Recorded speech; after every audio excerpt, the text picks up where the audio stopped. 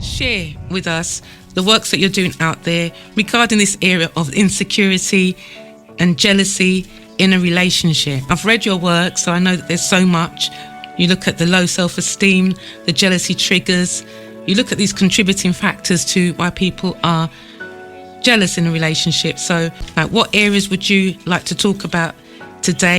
Well, the first thing I should say is that it depends on the situation and the scenario, because really, you got to look at the fact, first of all, if someone's got a jealous partner, well, has their partner done anything in the past, like flirting or cheating, to cause the jealousy or insecurity in the first place? So I done a workshop a couple of years back, and there was a guy there, and he was saying that his partner doesn't like him having female friends. In fact, he was banned from having female friends, actually. So my first question to him was, well, have you done anything to make your partner feel insecure and not trust you? You know, do you flirt with women, or have you cheated in the past, etc.? So that's always my first question if that issue comes up. Or have you done anything to make your partner insecure? If that's not the case, then it's usually something to do with the partner who's jealous and insecure in terms of their past. So they may have negative experiences from the past. They may have been with a partner who cheated on them in the past, so therefore they now have trust issues. They could have low self-esteem, because if they don't feel worthy of love and attention, then they're going to have suspicions about their partner, which are not warranted, not grounded in fact. Some people have abandonment issues where they fear being abandoned. That often goes back to childhood experiences. You've got social media. Social media often plays a part, because people will look at social media and look at certain posts by certain people and think that's the real life. And obviously it's not. But social media can make people feel insecure because they compare themselves to others. Yes. And what they're comparing themselves to, or who to, it may not necessarily be reality.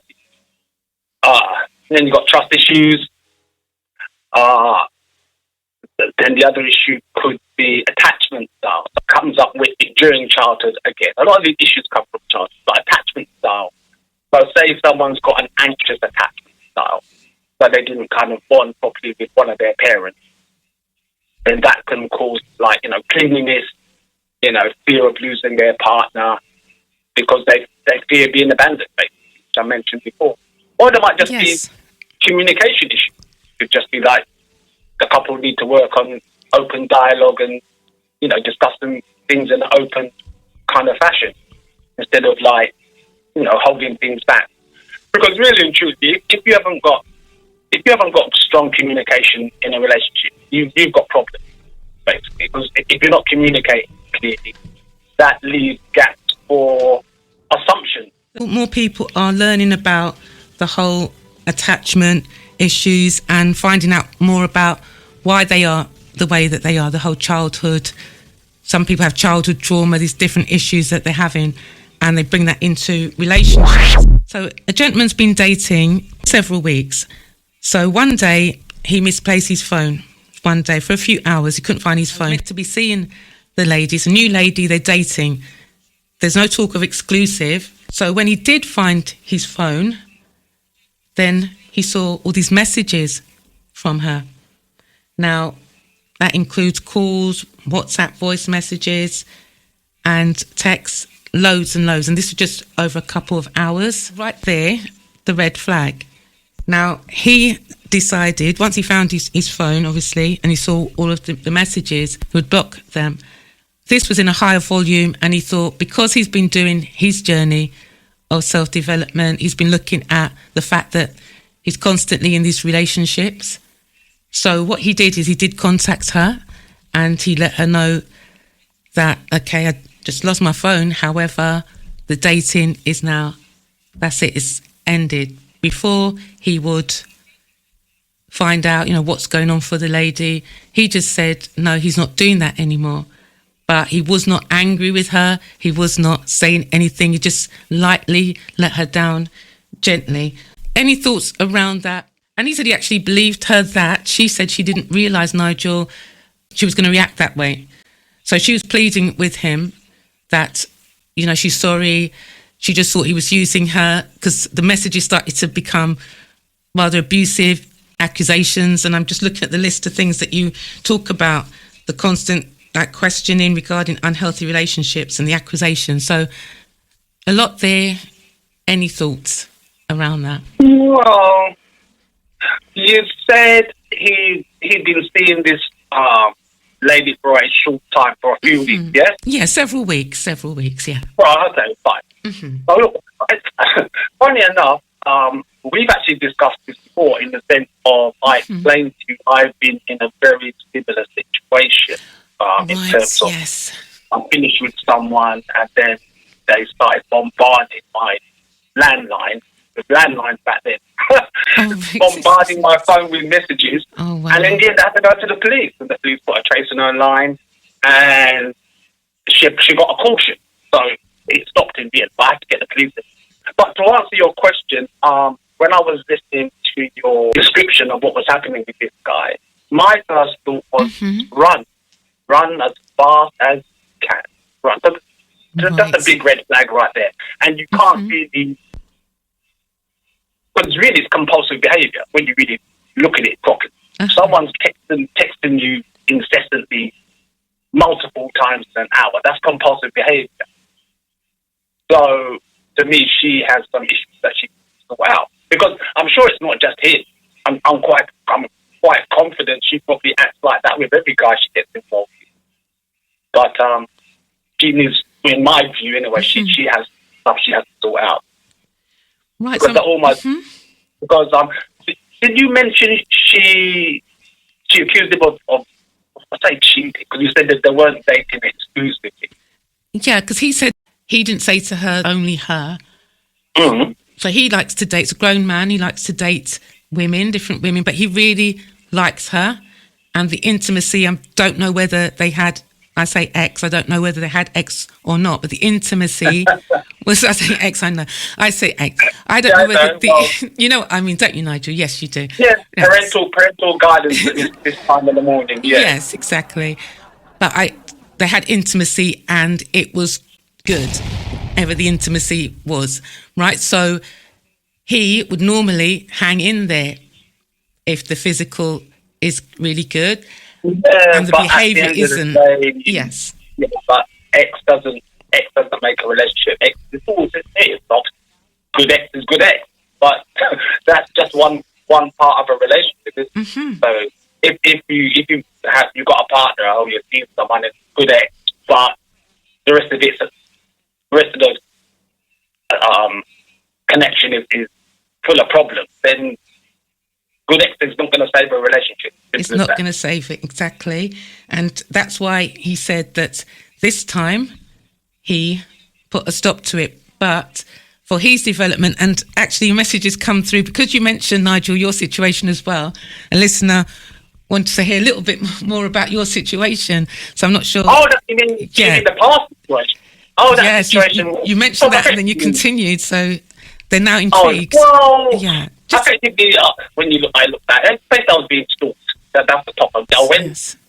I went to see her because we kept having these arguments and disagreements, and I thought, let me do the right thing. Let me drive down to see her, tell her to her face, this is not working, which I'd done. It was about a 45-minute drive for me to get back home. And when I got back home, my answer machine probably had about 70 or 80 messages. I hate you, and all the insults under the sun. So these messages, kind of, again, they were extreme. Yes. Like 1 minute it was, oh, I love you, next minute I hate you, da, da, da. But then this went on for a couple of weeks. So I was getting 40, 50 calls every evening. So in the end, I said, no, I can't be dealing with this. So I went to the police. And to be fair, when I went to the police, they did, because when you want a trace put on your line, well, back then, I suppose it's the same now, but if you want a trace put on your line by DC or whoever your mobile provider is, yes, you go to the police, and then the police authorize whoever your network provider is to put a trace on your line. So which is what they done. And then after a couple of weeks, the police contacted me and said yes, because I said, this is who I think it is, and they said yes, that's who it is, that's who's phone. So then the police said, oh, well, what do I want them to do? And I said, well, I want you to prosecute her to the full extent of the law. So the policeman said, well, we give her a caution, usually that stops them. So I said, okay, well, give her a caution and confirm to me in writing giving her a caution, which they did. And then it stopped, except for she called my workplace and spoke to a colleague and said that I no longer had to attend a rape case. So thankfully, my colleague told me this in an open plan office. He called me out into the corridor and said, "I just woman said you'd have to attend a rape case." Oh, okay. No, Nigel, really? That's terrible. Yeah.